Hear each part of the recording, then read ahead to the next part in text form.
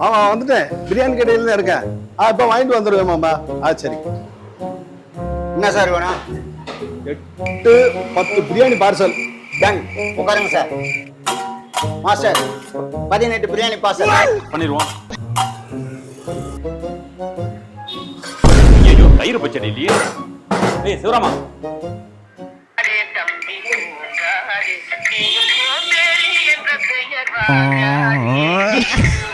ஏய் சிவராமா, ஏய் ஏண்டா இந்த பாட்டு எம்ஜிஆர் நமக்கு எதுக்கு தெரியுமா தண்டு போயிருக்காரு?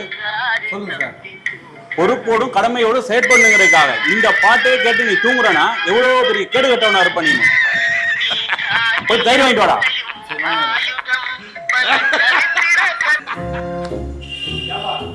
1 மணிக்கு சொன்னேன், 1:30 மணி ஆயிடுச்சு.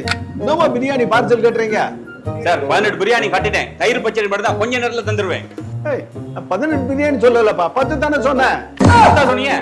டேய் தரணி இங்க வாடா. எத்தனை பிரியாணி கேட்டாரு? 8 10 18 பிரியாணி கேட்டாரு. 18ங்கண்ணா? ஏண்டா இப்படி இருக்கிறீங்க? கீரை வாங்குறீங்க?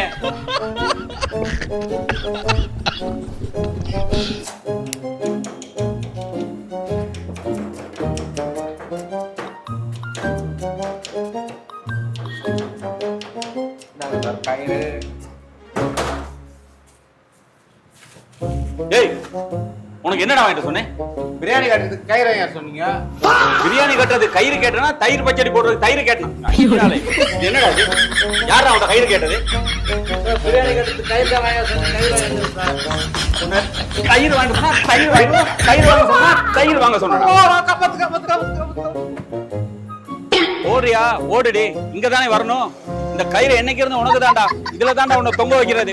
அயோக்கிய பயலுகளா வந்து சேர்ந்துடுறாங்க வேலைக்கு, நம்ம உசுர எடுக்கிறதுக்கு.